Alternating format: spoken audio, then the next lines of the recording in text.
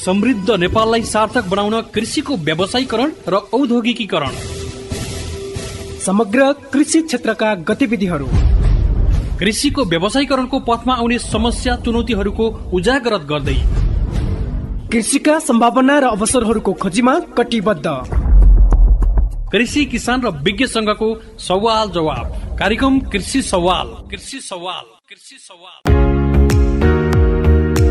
नमस्कार अनि हार्दिक स्वागत छ। कृषिको व्यावसायीकरणको पथमा कटिबद्ध रेडियो कार्यक्रम कृषि सवालमा यहाँहरूलाई हार्दिक स्वागत छ। म हुँ असीम सापकोटा। कार्यक्रम कृषि सवाल एग्रो टाइम्स मिडिया नेटवर्कले उत्पादन गर्ने गर्दछ। कार्यक्रम कृषि सवाल काठमाडौँ उपत्यकामा बीज एफएम 94.9 मेगाहर्ज र हर्पल एफएम 90.9 मेगाहर्जबाट पनि सुन्दै हुनुहुन्छ। कार्यक्रम कृषि सवाल उपत्यका बाहिर गलेङ एफएम 92.2 मेगाहर्ज गलेङ स्याङ्जा गलेङमै रहेको जनकल्याण एफएम 106.5 मेगाहर्ज बडुवा स्याङ्जा र सामुदायिक रेडियो चापाकोट 91.6 मेगाहर्ज स्याङ्जाबाट पनि सुन्दै हुनुहुन्छ। यसैगरी कार्यक्रम कृषि सवाल रेडियो कालीगण्डकी 88.4 मेगाहर्ज गुल्मी, सामुदायिक radio Arghakhanchi 105.8 megahertz Arghakhanchi, radio Rasuwa 102.1 megahertz Rasuwa, Nilkantha FM 98.5 megahertz Dhading Besi Dhading, radio Melamchi 107.2 megahertz Sindhupalchok, radio Sailung 92.7 megahertz Dolakha, radio Samarthya 92.1 megahertz Kawasoti Nawalpur, Daunne FM 103.4 megahertz Bardaghat Nawalparasi, radio Kaski 96.5 megahertz Pokhara Kaski, radio Doti 98.5 megahertz Doti, radio Dolpa 101.4 megahertz Dolpa, radio Bheri Awaj FM 95.6 megahertz Nepalgunj Banke,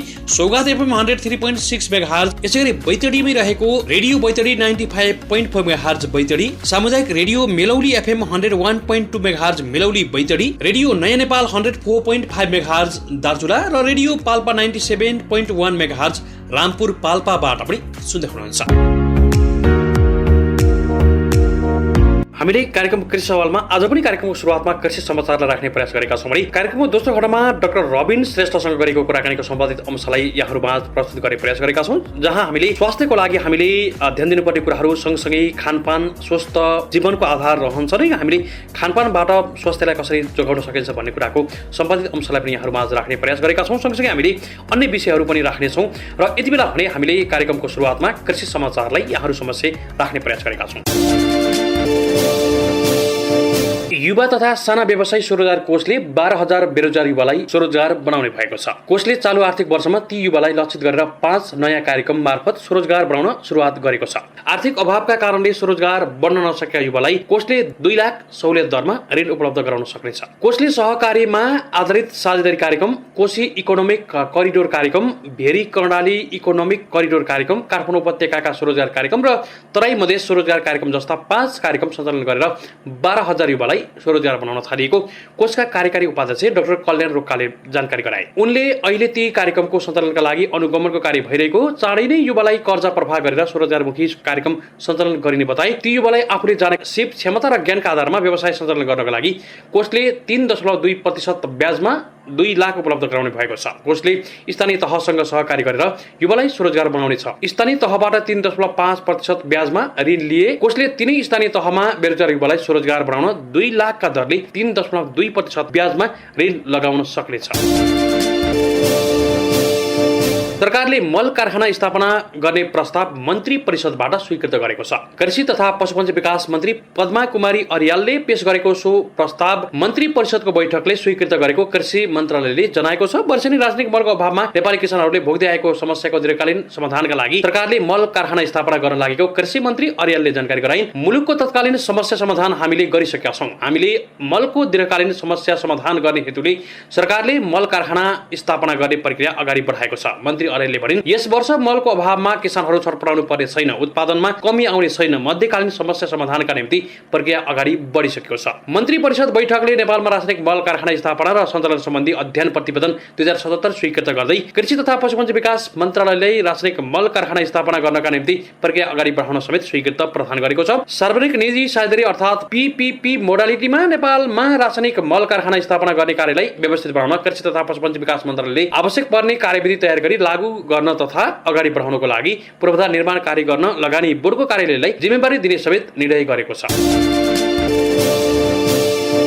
जुम्लामा मात्र उत्पादन हुने विश्वकै लोकप्रिय धान मध्ये मार्ची धानको खेती सुरु भएको नेपाली र तेस्रो मुलुकको ठूलो बजारमा लोकप्रिय बन्दै गरेको काली मार्ची खेतीको यो वर्षको चैत 12 गतेदेखि आरम्भ भएको छ। यहाँका किसानले केही दिन अघिदेखि मार्ची धानको बिउ राखेका छन्। धानको बिउ बोराको पानीमा भिजाएर राख्ने दिनलाई यहाँ धान उत्पादनको सुरुवातीका रूपमा लिने गरेको तातापानी गाउँपालिका 4 का स्थानीयवासी प्रेमराज पाण्डेले बताए। उनले भने यहाँको चलन अनुसार महिलाले मागल पुकारे सँगै सबैबाट चन्द्रनाथ, भैरवनाथ, कालिका, मालिका देवतालाई र आफ्ना कुल देवतालाई सम्झेर बिउ राख्ने परम्परा छ। विश्वकै उच्च स्थानमा उत्पादन हुने काली मार्ची जिल्लाको पातारासी गाउँपालिका स्थित छुम चौर जिउलोमा सबैभन्दा बढी खेती हुने गरेको स्थानीयवासी पाण्डेले बताए। हरेक वर्ष चैत्र 12 गते बिउ बोरामा राखेर पानीमा भिजाइन्छ र 16 गते बाहिर निकालेर 20 गते बेर्नामा छरिन्छ।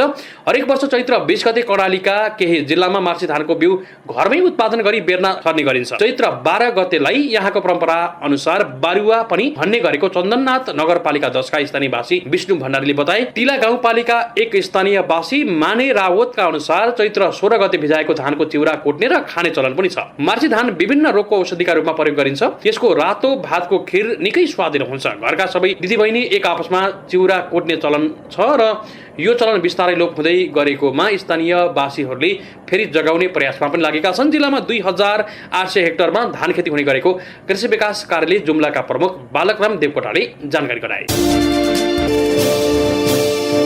चितवनमा उत्पादन हुने तरकारीमा अत्यधिक विषादी प्रयोग भएपछि किसानलाई सचेत बनाउन थालिएको छ। कालीमाटी फलफूल तथा तरकारी बजार विकास समिति काठमाडौँ र भरतपुर महानगरपालिका फलफूल तथा तरकारी थोक बजारमा गरिएको परीक्षणमा अत्यधिक विषादी भेटिएपछि किसानलाई सचेत बनाउन लागेको छ। कालीमाटी फलफूल तथा तरकारी बजार विकास समितिको आयोजनामा बुधबार र बिहीबार पूर्वी चितवनको राप्ती र भरतपुर महानगरपालिका 25 का किसानसँग अन्तर्क्रिया गरिएको थियो। चितवनका किसानले उत्पादन गरेको तरकारी काठमाडौँको कालीमाटीमा विषादी परीक्षण गर्दा अत्यधिक विषादीको मात्रा भेटिएपछि जनचेतनामूलक कार्यक्रम गरिएको कार्यकारी निर्देशक विनोद कुमार भट्टराईले जानकारी गराए। कालीमाटीमा गरिएको परीक्षणबाट चितवनबाट पछिल्लो समय अत्यधिक विषादीको मात्रा भएका तरकारी उत्पादन भएको भेटिएको छ। जिल्लामा पालिका र कृषि ज्ञान केन्द्र मार्फत पनि कार्यक्रम भइरहेका छन्। हामी यसबारे किसानलाई जानकारी प्रदान गर्न किसानको खेतबारीमा पुगेका छौँ। यहाँबाट उत्पादन भएको तरकारी नष्ट गर्नुपर्दा किसानलाई नोक्सान हुने गरेको छ। नगर्दा उपभोक्ताले विषादी खाने अवस्था छ। किसानले उत्पादन गरेका वस्तुको बजारीकरणका निम्ति छुट्टै स्टलको व्यवस्था गरेको समेत जानकारी गराइएको छ। कृषि ज्ञान केन्द्र चितवनका प्रमुख राजन ढकालले यो सिजनमा उत्पादन हुने तरकारीमा विषादीको प्रयोग डरलाग्दो अवस्थामा रहेको बताए। सबैले उपभोक्ताको अवस्थामा ध्यान दिनुपर्छ,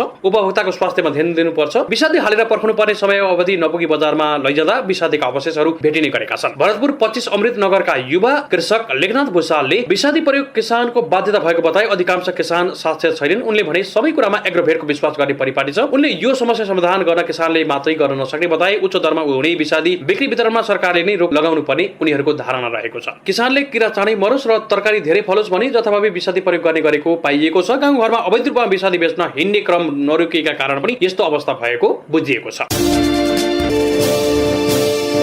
प्रदेश नम्बर 1 की सामाजिक विकास मन्त्री उषाकला राईले कोदोको रक्सीलाई ब्रान्ड बनाउन पहल गर्ने बताएकी छन्। स्थानीय प्रशासनले कोदोको रक्सी जफत गरिरहेको अवस्थामा ब्रान्ड भर्सेस ब्रान्डको नारा दिएर प्रबन्धनमा लागेकी मन्त्री राईले शपथ र पदभार ग्रहण गरे लगत्तै सामाजिक सञ्जालमा स्टाटस लेख्दै साना उद्योगका रूपमा रहेको कोदोको रक्सी उत्पादनलाई कानुनी रूपमा वैधता दिने प्रबन्ध मिलाउनु पर्नेमा जोड दिइन्। उनले खोटाङको दिक्तेल बजारमा यसअघि स्थानीय उत्पादनको रक्सी प्रहरीले जफत गरेर नष्ट गरेको विषयलाई लिएर स्थानीय सरकारको कडा आलोचना समेत गरेकी थिइन्। मन्त्री राईले पदभार ग्रहण गरे लगत्तै फेसबुकमा लेखेको स्टाटसमा नेपाली जनताको परिवर्तनका लागि सामाजिक मुक्ति आन्दोलनमा आफ्नो यात्रा अविचलित रहिरहने पनि बताइन्। खोटाङको दिक्तेल रूपाकोट मजुवागढी नगरपालिका 4 खाल्लेमा गएकी मन्त्री राईले मन्त्रीको पदभार ग्रहण गरेपछि जन्मदिने आमा बुबा तथा खोटाङे जनतालाई धन्यवाद व्यक्त गरेकी छिन्। गोर्खाको गण्डकी गाउँपालिका कृषि विकास शाखाले 85% अनुदानमा प्लास्टिक पोखरी निर्माणका लागि प्लास्टिक वितरण गर्ने भएको छ। शाखाले एक सूचना जारी गर्दै आर्थिक वर्ष 2077-78 को स्वीकृत वार्षिक कार्यक्रम अन्तर्गत प्लास्टिक पोखरी निर्माण रहेकाले मापदण्ड पुगेका कृषक समूह तथा सहकारीहरूलाई निवेदन दिन आग्रह गरेको छ। सूचना जारी गरेको 15 दिनभित्र निवेदन दिन समेत आग्रह गरिएको छ।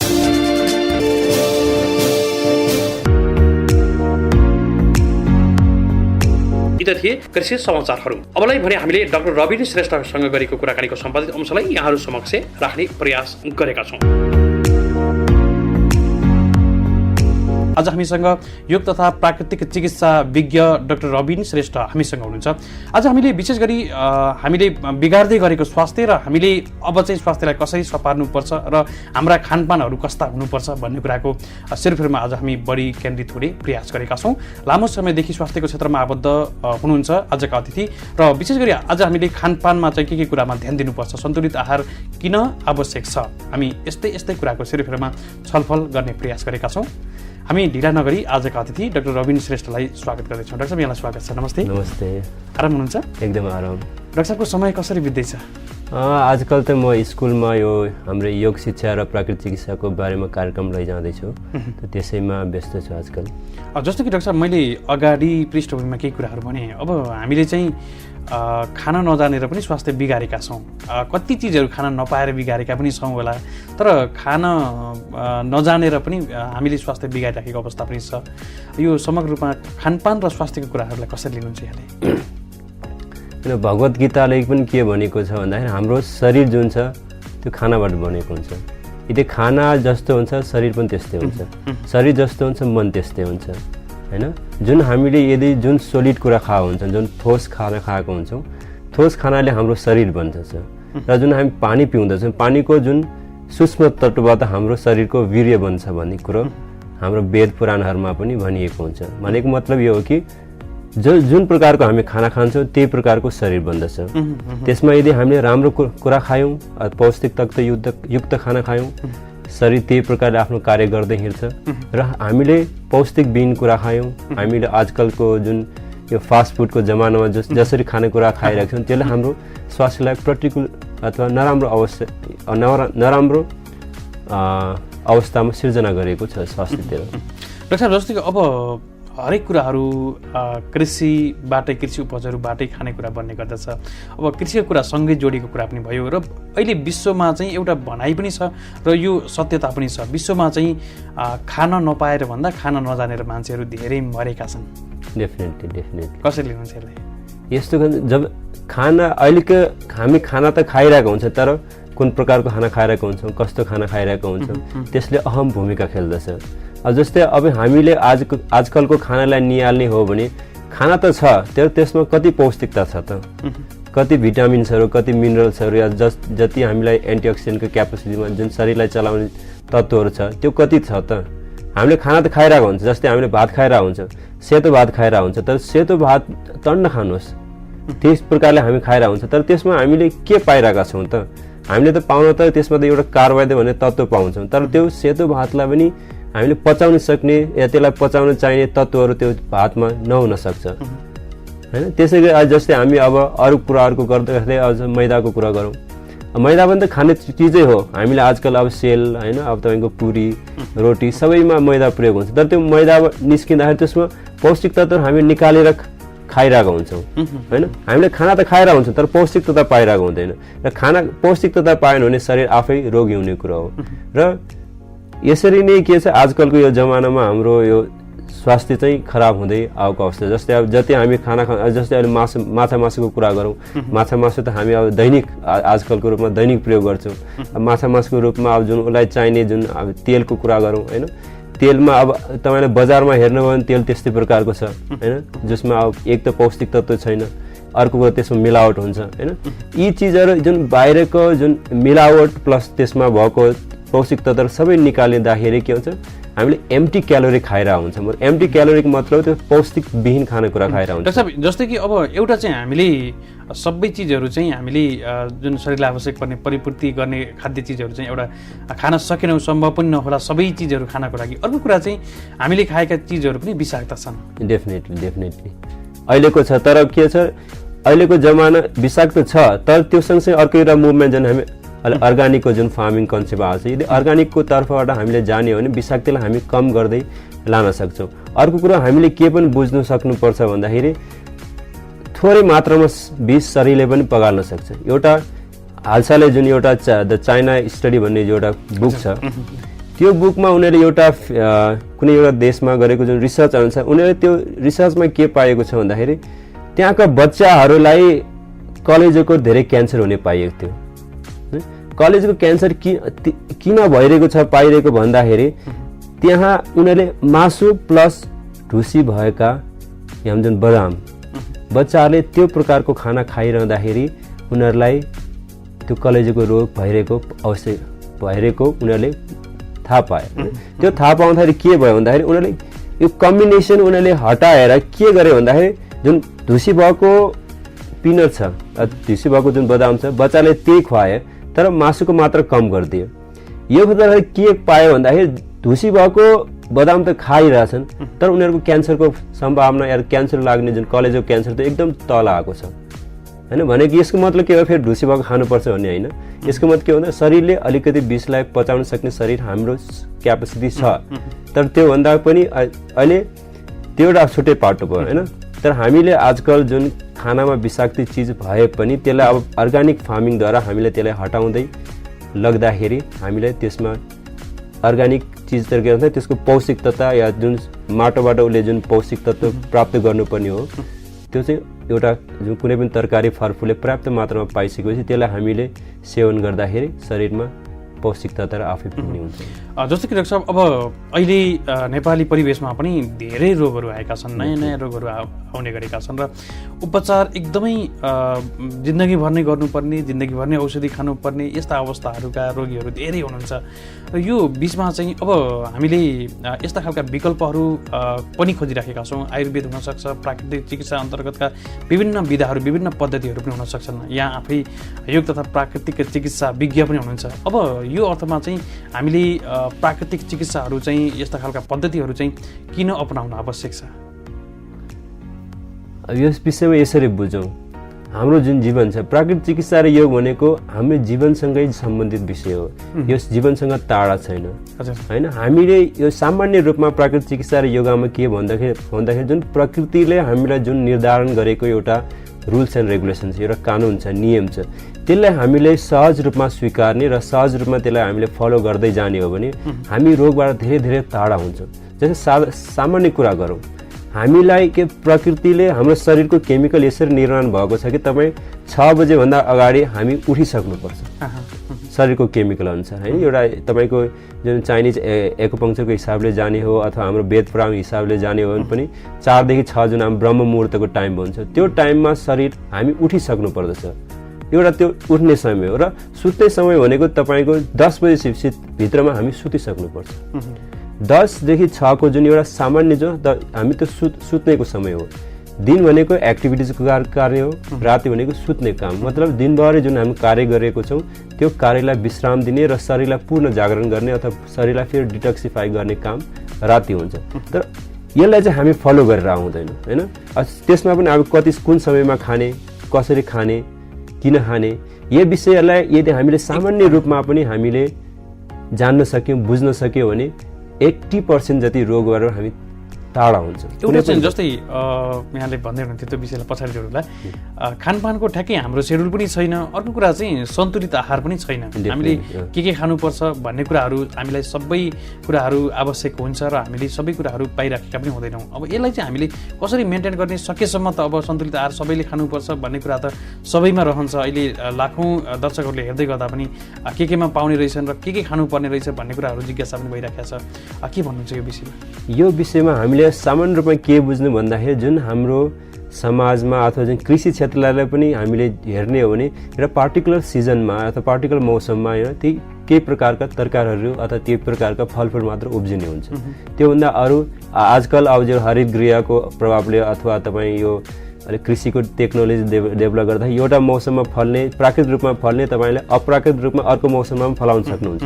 त्यो छुट्टै विषय भयो। तर हामीले प्राकृतिक रूपमा बिना यो केमिकल युज गरी जुन चिज फल्छ त्यो समयको लागि त्यो खान उपयुक्त हुन्छ।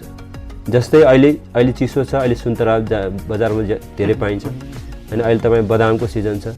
यो सिजन भनेको ती चिजहरू यदि सिजन अनुसार फल्ने चिजहरू हामीले खान थाल्यो भने त्यो सिजनमा हाम्रो शरीरलाई चलाउने पौष्टिक तत्त्वहरू त्यही चिजबाट पाइन्छ, नपाइने होइन। तर आजकल के छ, हामीलाई यो छैन कि अब कुन मौसममा के फल्छ भन्ने ज्ञान पनि हामीले हराइसकेको अवस्था छ होइन। यो अवस्था त्यो छुट्यो। र यदि हामीलाई अब सामान्य रूपमा खाना खाँदाखेरि के गर्नुपर्छ भन्दाखेरि एउटा केही मात्रामा सलाद खानु पर्दछ। अब सलादमा तपाईँले अब काँचो सलाद भनेको काँचो चिज, खास वास्तवमा भनेको हामीले खाने चिज काँचै हो, तर पकाएर अब खाँदाखेरि अधिक स्वादिष्ट हुने अथवा धेरै खान सकिने भएर एउटा छुट्टै पाटो हो। तर अझ थोरै रूपमा सलाद खाने, थोरै रूपमा भात खाने, अलिकति दाल, यसरी हामी दाल पनि कस्तो खानुपर्छ, अङ्कुरित गरेर खाँदाखेरि राम्रो हुन्छ। अङ्कुरित भन्नाले जब अब राति भिजाइदिने, बिहान त्यसको पानी निकालिदिने, एक रात राखेपछि त्यसको अलिकति तुसा पलाउन थाल्छ। यदि त्यो तुसा पलाएको दाल हामीले खान थाल्यो भने दालमा पनि अझ दानामा केन्द्रित हुन्छ। दानामा यदि त्यो दानालाई तुसा अङ्कुरित गरेर हामीले दालको रूपमा खान्थ्यौँ भने त्यसमा धेरै प्रकारको हामीले पौष्टिक तत्त्वहरू पाउँछ। र यी यावत कुराहरूले हामीले ध्यान दिने हो भने शरीरमा जुन पौष्टिक तत्त्व हो कायमै रहन्छ। तर यस अर्को कुरो भनेको एउटा त्यो भयो, अर्को भनेको कुन समयमा कति खान्छौँ त्यसमा मात्र भर पर्छ। जस्तै पौष्टिक तत्त्वमा त खाइरहेछौँ तर शरीरले त्यसलाई पचाउन सक्छ सक्दैन, शरीरको त्यो अवस्थामा उसले लिन सक्छ सक्दैन, त्यसमा पनि हामीले ध्यान दिनुपर्ने हुन्छ। जस्तै तपाईँले पौष्टिक चिज त खाइरहनु भएको छ तर तपाईँले भोक लागेको छैन, अब भोक नलागेको अवस्थामा तपाईँले पौष्टिक चिज त खानुभयो भने पनि शरीरले त्यो लिँदैन, किन शरीरलाई त्यो क्षणमा त्यो आवश्यक हुँदैन। त्यसैले हामीले खाने भनेको यदि तपाईँले भोक लागेको अवस्थामा खानुभएको छ भने त्यो खानामा थोरै मात्रामा पौष्टिक तत्त्व छ भने पनि शरीरलाई आवश्यक पर्दाखेरि उसले सबै सोचेर लिन सक्छ। यदि आवश्यक छैन भने उसले 0% पनि सोच्न सक्दैन अथवा उसले चाहँदैन। एउटा यो भयो। अर्को कुरा चाहिँ अब हामी नेपाली परिवेशमा चाहिँ हाम्रो नेपालीहरूको बानी चाहिँ अब जस्तै कार्बोहाइड्रेट युक्त चाहिँ चिजहरू बढी खाने अनि ग्यापिङ बढी गर्ने, जस्तै बिहान र बेलुका मात्रै खाने, दिउँसो पनि नखाने अथवा सेड्युलमा नखाने, बिहान पनि नखाने, अब एकैचोटि चाहिँ बिहान र साँझको मात्रै 2 पटकको मात्रै खानाले गर्दा पनि एउटा अझै रोगहरू बढिन्छ अथवा चाहिँ सन्तुलित हुँदैन भन्ने कुराहरू धेरै विज्ञहरू पनि भन्नुहुन्छ। यो विषयलाई यहाँले कसरी लिनु भएको छ? अनि हामीले आफ्नो प्रकृति चिकित्सा र योगलाई हामीले शरीरलाई बुझ्दाखेरि के हुन्छ, शरीरलाई जुन बेला उसलाई खानाको आवश्यकता हुन्छ शरीरले आफै माग्दछ। त्यो माग्ने अवस्था के हुन्छ, भोक। तपाईँलाई जुन बेला भोक लागेको छ त्यो बेला तपाईँले खान सक्नुपर्छ। त्यस बेला तपाईँले पानी पिएर पनि हुँदैन, भोको बसेर पनि हुँदैन। जुन बेला तपाईँलाई भोक लागेको छ त्यो बेला खाना जरुरी हुन्छ, किन त्यो शरीरलाई त्यस बेला उसलाई पौष्टिक तत्त्व आवश्यक हुन्छ र हामी त्यो शरीरले भोकको रूपमा खाना माग्दछ। जसरी तपाईँले प्यासको रूपमा शरीरमा पानी माग्दछ। जब प्यास लाग्छ तब पानी पिउनुहोस्, जब प्यास लागेको छैन पानी नपिउनुहोस्, होइन। तर आजकल के छ, भोक लागेको छैन खाना खाइन्छ, प्यास छैन हामी कोका कोला यताउता दौडिरहेको हुन्छौँ, होइन, कुनै पनि सफ्ट ड्रिङ्क्समा दौडिरहेको हुन्छौँ।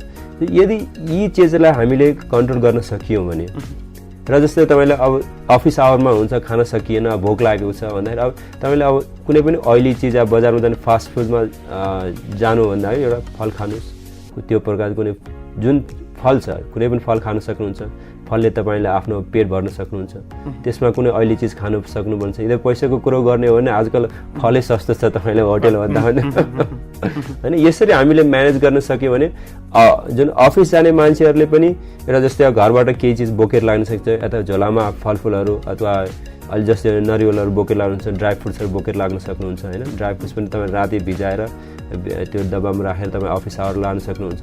त्यसरी मान्छेले आफूलाई स्वास्थ्य कन्सियस भयो भने उसले जसरी पनि आफूलाई गर्ने प्रयास गर्दछ, होइन। यदि ऊ स्वास्थ्यप्रति कन्सियसै छैन भने फेरि त्यो अर्को विषय हो। एउटा बानीमा चाहिँ परिवर्तन गर्नु आवश्यक छ, एउटा स्वास्थ्यसँग रहने कुरा भयो।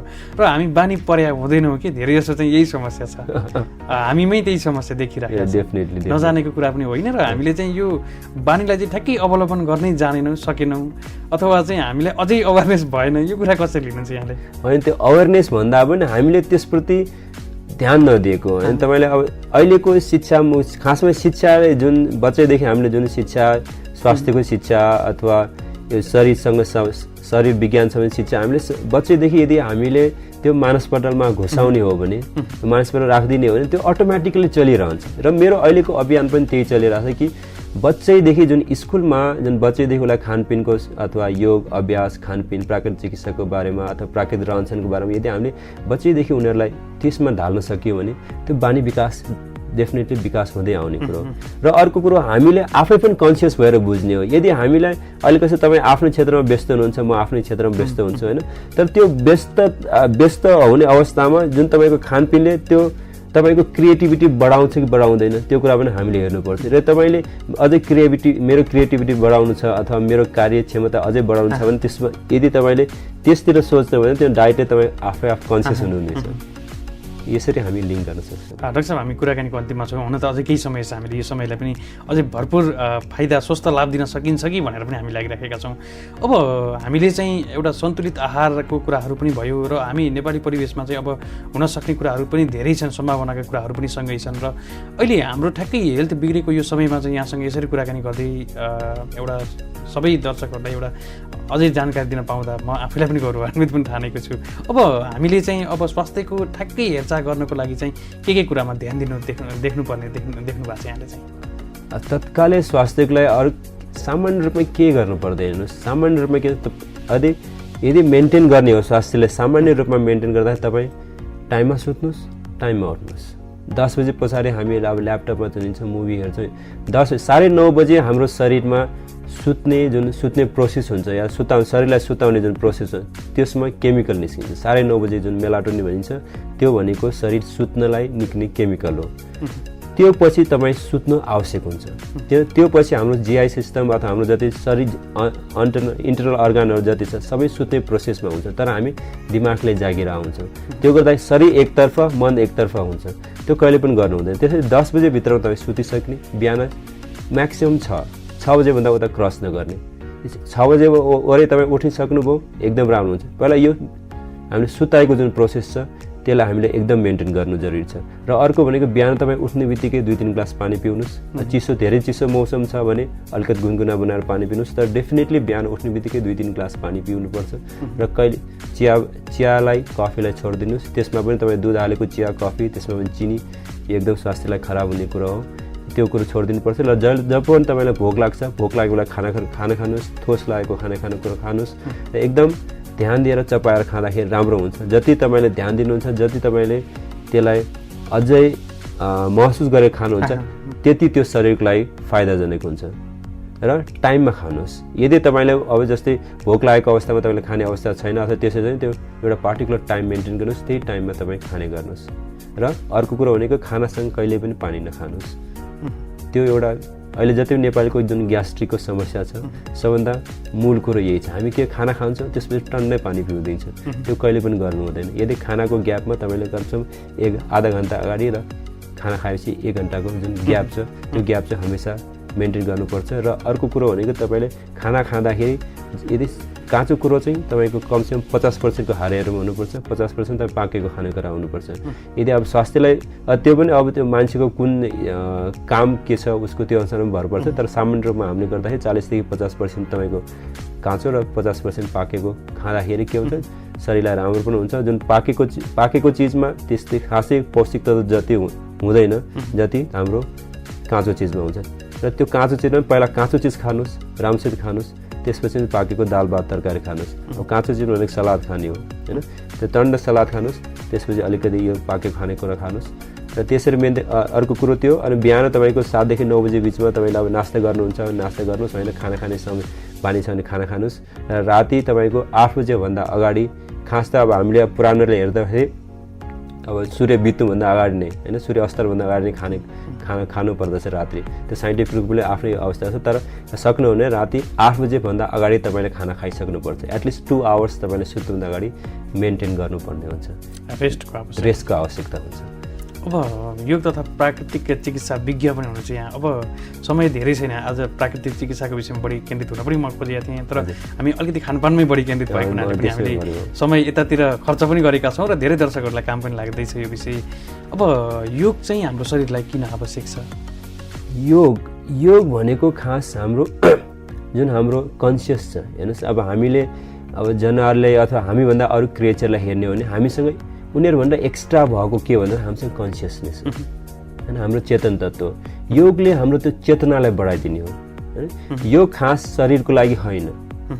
अहिले जति पनि हामी अब आसना भन्छौँ, अहिले जुन अब योगको रूपमा जुन प्रचार प्रसार भइरहेछ एउटा शरीर राम्रो बनाउँछ, त्यो त्यसको बाई प्रोडक्ट हो। तर योगको मुख्य लक्ष्य भनेको चाहिँ तपाईँको हाम्रो कन्सियस लेभल, चेतनाको लेभल बढाउने हो। त्यो जति चेतनाको लेभल बढ्दै जान्छ मान्छे जुन इन्टरनल रूपमा उसको विकास हुँदै जाने हो। र हाम्रो त्यसको योगको अन्तिम अक्ष्य भनेको जुन यो सृष्टि छ, अब त्यसमा हामी अब भगवान यो त्यो कुरालाई नजोड होइन। सृष्टिको एउटा चक्र छ, सृष्टिको एउटा नियम छ, कानुन छ, र योगले त्यो बुझ्न सक्ने कन्सियसली त्यो बुझ्न सक्ने अवस्थामा हामीलाई पुर्याउने हो। जुन बेला हामी त्यो अवस्थामा पुग्छौँ तब के हुन्छ, हामीलाई यो जति पनि यो अहिले दुःख भोगिरहेको हुन्छ होइन, मानसिक दुःख शारीरिक हुन्छ, त्यसबाट हामी मुक्त हुने एउटा बाटोमा उन्मुक्त हुने हो। योगको बाटो भनेको त्यो हो। र त्यस योगलाई जोड्दाखेरि शरीरको जति पनि रोगहरू छ, रोगहरू हराउँदै जान्छन् या मानसिक तनावहरू हराउँदै जान्छन्। त्यो एउटा बाई प्रोडक्ट त्यो योगको बाटोमा चल्दै गएपछि या त्यो हिँड्दै गएपछि यी भन्ने कुरो सायद लाग्दै जाने हो। डाक्टर साहब, जस्तै अन्तिममै छौँ, खासमा हामीले योगको कुराकानी गर्दै गर्दा चाहिँ अहिले यो परिवेशमा चाहिँ मानसिक तनाव म्याक्सिमम रूपमा देखिराखेको छ। विश्वमै एउटा भयावह स्थितिमा पनि छ र नेपालमा पनि दिन प्रतिदिन मानसिक समस्या, मानसिक तनाव हुने व्यक्तिहरू चाहिँ बढ्दै पनि हुनुहुन्छ। धेरै कारणहरू हुन सक्छन्, कारणहरूको पछाडि अहिले नलागौँ। अब मानसिक तनावबाट चाहिँ हामी मुक्त अथवा हामी मानसिक रूपमा चाहिँ स्फूर्त हुनको लागि चाहिँ के गर्नुपर्छ? पहिलो कुरो, तपाईँलाई भित्री मनदेखि जे लागेको छ, तपाईँलाई जे कुरामा तपाईँ रम्नुहुन्छ त्यही काम गर्नुहोस्। अहिले तनावको अवस्था किन आइरहेको छ भन्दा मन हाम्रो एकातिर छ, मन चाहिँ हाम्रो फिल्मी दुनियाँमा छ होइन, तर काम चाहिँ अर्को दुनियाँमा छ होइन। दिनभर काम गऱ्यौँ, रातभरि हामी भनेको मतलब यस्तो कि जुन विषयमा तपाईँलाई भित्रदेखि लाग्छ, जुन विषयमा भित्रदेखि तपाईँलाई दख लाग्छ, म यो विषयमा म निपुण हुन सक्छु, यो विषयमा म रमाउन सक्छु, काम होइन। यदि तपाईँले त्यो विषयमा रमाउन सक्नुभयो भने तनाव आफसे आफ कम हुन्छ। तनाव लिने सिचुएसनै हुन्न होइन। त्यसो काम अब तपाईँले यसमा अब होइन, अब मेरो समाजले यस्तो भन्छ अथवा समाजले मलाई यो गर्नु भन्छ, घर परिवारले यो गर्नु भन्नुहुन्छ, त्यो एउटा पाटो हो, डेफिनेटली। तर हामीले यो यसरी यदि निहाल्यो भने संसारमा कोही पनि मान्छे होइन, जति पनि अहिले हामी ठुला मान्छेहरू भयो भने कुरा गर्छौँ, उहाँहरूको एउटा आइन्स्टाइनको कुरा गर्दाखेरि उहाँहरू जे विषयमा आफूलाई ठिक लाग्छ, जे विषयमा आफू रमाउन सक्नुहुन्छ, खुसी हुन सक्नुहुन्छ, त्यही विषय उहाँले अँगाल्नुभयो। र आजकल होइन जस्तै ठुला मान्छेहरू चाहिँ उहाँहरू एउटा विश्वमा एउटा मान्यको रूपमा आउनु भएको छैन। पहिलो मुख्य कुरो भनेको तपाईँलाई भित्री मनदेखि जे लाग्छ त्यो विषयमा लाग्नुहोस्। समाजको वास्ता नगर्नुहोस्, घर परको वास्ता नगर्नुहोस्। बिस्तारै तपाईँ यदि तपाईँले देखाउनु भयो भने तिनीहरू आफै आफ हुने कुरा तपाईँको सामने आउँछ। र अहिले जति भने यदि तपाईँले यो जुन प्राकृतिक रूपमा भनिहालेँ मैले, यदि त्यो नियमलाई पालना गर्ने हो भने तनाव 50% तनाव आफै कम हुन्छ। किनकि त्यो फलो गर्दाखेरि शरीरमा त्यही जुन केमिकल निस्किन्छ त्यही केमिकलले तपाईँलाई तनाव मुक्त गरिदिन्छ। त्यो पार्ट हो। अर्को कुरो भने तपाईँ ध्यानतिर जोड्नुपर्छ। योगको प्राणायाम र ध्यानतिर तपाईँले जोड्ने भयो भने त्यसले पनि स्ट्रेस एकदम कम हुन्छ। डाक्टर साहब, धेरै कुराकानी गर्ने अझै विचार थियो। हामी अन्तिममा छौँ। लाखौँ दर्शकहरूले हेर्दै हुन्छ, कृषि प्रेमी सम्पूर्ण किसानहरू र कृषि प्रेमी अन्य व्यक्तित्वहरूले पनि हेर्दै हुन्छ कार्यक्रम। केही भन्न चाहनुहुन्छ? उहाँलाई के भन्न चाहनुहुन्छ भने जिन्दगीमा धेरै कुराहरू आउँछन्। समाजले तपाईँलाई बाधा पुर्याउन सक्छ, घर परिवारलाई बाधा पुर्याउन सक्छन्, तर तपाईँ आफै डिग भएर यदि तपाईँले चुनेको बाटो तपाईँलाई सही लाग्छ भने त्यो बाटो गर्नुपर्छ, त्यो बाटोमा हिँड्न सक्नुपर्छ। एउटा कुरो र स्वास्थ्यको क्षेत्रमा त्यही हो। तपाईँले यदि प्राकृतिक चिकित्सा र योगलाई अँगाल्नुभयो भने तपाईँले धेरैभन्दा धेरै रोगबाट तपाईँ मुक्त हुनुहुन्छ। र फेरि यो होइन कि यो गरेपछि तपाईँलाई रोगै नलाग्ने त्यस्तो अवस्था पनि होइन। रोग लाग्छ, किन शरीर हो, सामान्य रोग लाग्न सक्छ। तर त्यो लाग्दाखेरि पनि तपाईँले जस्तै अरू विधाहरू गर्दाखेरि तपाईँले बढी समय खर्च लाग्छ भने यो विधा त छोटो समयमा एकदम सजिलो तरिकाले सुलभ तरिकाले तपाईँ मुक्त हुन सक्नुहुन्छ। त्यसले योगलाई अपनाउनुहोस्। प्राकृतिक चिकित्साको अन्तर्गत तपाईँ जुन शरीरको जुन दिनचर्या छ त्यो दिनचर्यालाई तपाईँलाई अँगाल्नुहोस्। आजकल अब एक्सर्साइज गर्ने तपाईँ बानी बसाल्नुहोस्। बिहान चाँडै उठ्ने बानी बसाल्नुहोस्। उठ्ने बित्तिकै 2-3 ग्लास पानी पिउने बानी बसाल्नुहोस्। खाना एकदम चबाएर बसेर खाने खानुहोस्। किनकि आज खाना हामी उभिएर खाने अथवा हिँड्दा खाने गर्छौँ, त्यो बिल्कुल गर्नु हुँदैन। बसेर खानुहोस्, आरामसँग खानुहोस्। यदि मिल्दैन भने जति समय तपाईँ मिल्छ त्यति समय त्यति खानुहोस् र तपाईँ आफ्नो कार्यमा लाग्नुहोस्। तर तनावको अवस्थामा कहिले पनि खाना खानु हुँदैन। राति सुत्नुभन्दा अगाडि तपाईँले 1-2 घन्टाको ग्याप राख्नुहोस्। खाना 8 बजेभन्दा अगाडि खानुहोस्, 2 घन्टा ग्याप राख्नुहोस् र मजाले सुत्नुहोस् अनि स्वस्थ हुन सक्छ। डाक्टर साहब, कार्यक्रममा दिनुभयो, हामी धेरै आभारी छौँ। अहिले यहाँलाई बिदा गर्छौँ। यिनै जानकारीहरू सँगसँगै आजको लागि भने कार्यक्रम कृषि सवालको समय सकिसकेको छ। कार्यक्रम प्रति गुनासा, समस्या, जिज्ञासा अनिलहरू छन् भने 985110979192 यो हटलाइन नम्बरमा यहाँहरूले आफ्ना कुराहरू राख्न सक्नुहुन्छ भन्दै कार्यक्रम उत्पादनमा सहयोग गर्ने एग्रो टाइम्स मिडिया नेटवर्कलाई समेत आभार भन्दै असीम सापकोटा यहाँहरूको माझबाट बिदा हुने अनुमति माग्छु। स्वदेशमै रहौँ, कृषि कर्म गरौँ। नमस्कार।